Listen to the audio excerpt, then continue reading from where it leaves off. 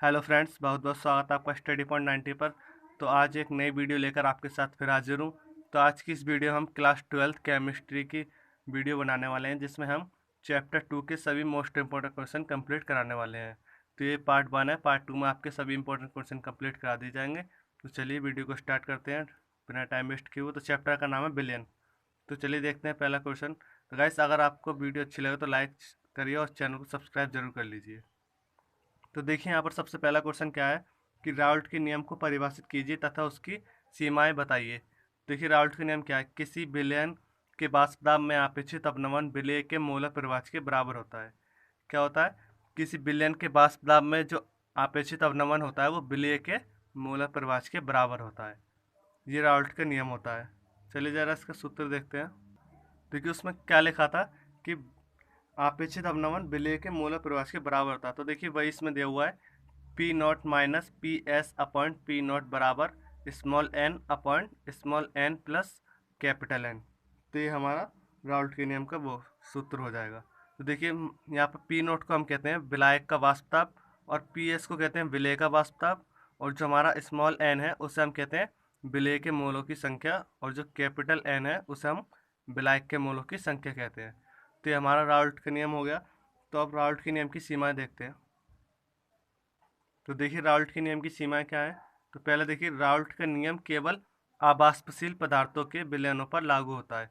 जो राउल्ट का नियम जो है वो केवल आवाष्पशील पदार्थों के विलयन पर लागू होता है। ये पहले नियम है।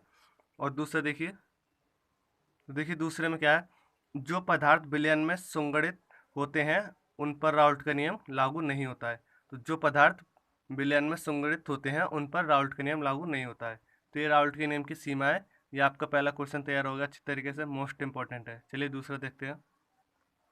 तो देखिए यहाँ पर दूसरा क्वेश्चन क्या है कि हिमांक में अवनमन से आप क्या समझते हैं। तो देखिए हिमांक में अवनमन क्या है, जब किसी विलायक में कोई विलेय पदार्थ मिलाया जाता है तो उसका हिमांक घट जाता है। इस घटना को हिमांक में अवनमन कहते हैं।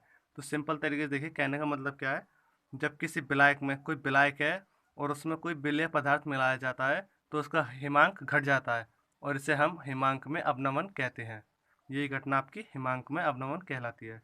तो आपका दूसरा क्वेश्चन हो गया। चलिए तीसरा देखते हैं।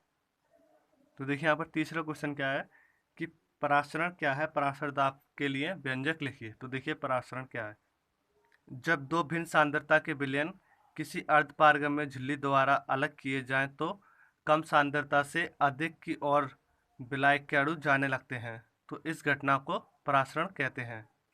क्या दी, जब दो भिन्न सांद्रता के विलयन हैं और वो अर्धपारगम्य झिल्ली द्वारा अलग किए जाएं और जो कम सांद्रता से अधिक की ओर विलायक के अणु जाने लगे, उसे हम परासरण कहते हैं। चलिए व्यंजक और देखते हैं, इसका सूत्र देखते हैं क्या है। तो देखिए फ्रेंड्स, परासरण ताप का व्यंजक यहाँ पर हमने लिख रखा है जिससे आपका टाइम वेस्ट ना हो बिल्कुल भी। तो देखिए पी भी बराबर होता है एन आर टी। अब यहाँ से हम बी को इधर ले जाएंगे तो अपॉइंट में आएगी, तो ये हो जाएगा पी बराबर एन अपॉइंट बी और आर टी। और देखिए यहाँ पर एन अपॉइंट बी बराबर होता है सी, तो वो हमने यहाँ पर पुट कर दिया, लिख दिया है। तो ये हमारा हो गया पी बराबर सी आर टी। तो ये आपका सूत्र हो गया, परासरण ताप का व्यंजक हो गया ये। तो चलिए देख लेते हैं क्या बोलते हैं इनसे। तो देखिए यहाँ पर पी से हम बोलते हैं परासरण दाब, और जो बी है उससे हम बोलते हैं विलयन का आयतन, और जो आर है उसे गैस स्थिरांक बोलते हैं, और जो टी है वो हमारा यहाँ पर परम ताप है, और जो स्मॉल एन है वो विलेय के मोलों की संख्या है, विलेय के मोलों की संख्या, और इसे हम डब्ल्यू अपॉन एम से सॉल्व करते हैं। तो यहाँ पर स्मॉल डब्ल्यू देखिए क्या है, वो है विलेय की मात्रा, और यहाँ पर स्मॉल एम है विलेय का अणुभार। तो ये आपके इन सभी के मान हो गए। इस तरह से आपका तीसरा क्वेश्चन भी तैयार हो गया। ये भी इंपॉर्टेंट है, अच्छी तरीके से तैयार कर लीजिए। चलिए एक और क्वेश्चन देखते हैं इंपॉर्टेंट। तो देखिए यहाँ पर चौथा क्वेश्चन क्या है कि प्रतिपरासरण क्या है, इसका उपयोग लिखिए। तो देखिए प्रतिपरासरण को क्या है। तो देखिए प्रतिपरासरण, यदि परासरण दाब से अधिक दाब विलयन पर लगाया जाता है तो विलायक के अणु विलयन से शुद्ध विलायक की ओर प्रभावित होने लगते हैं। चूंकि यह क्रिया परासरण के विपरीत होती है इसलिए इसे प्रतिपरासरण कहते हैं। तो क्या है इसमें, जब परासरण दाब से अधिक दाब विलयन पर लगाया जाए तो विलायक के अणु विलयन से शुद्ध विलायक की ओर प्रभावित होने लगते हैं।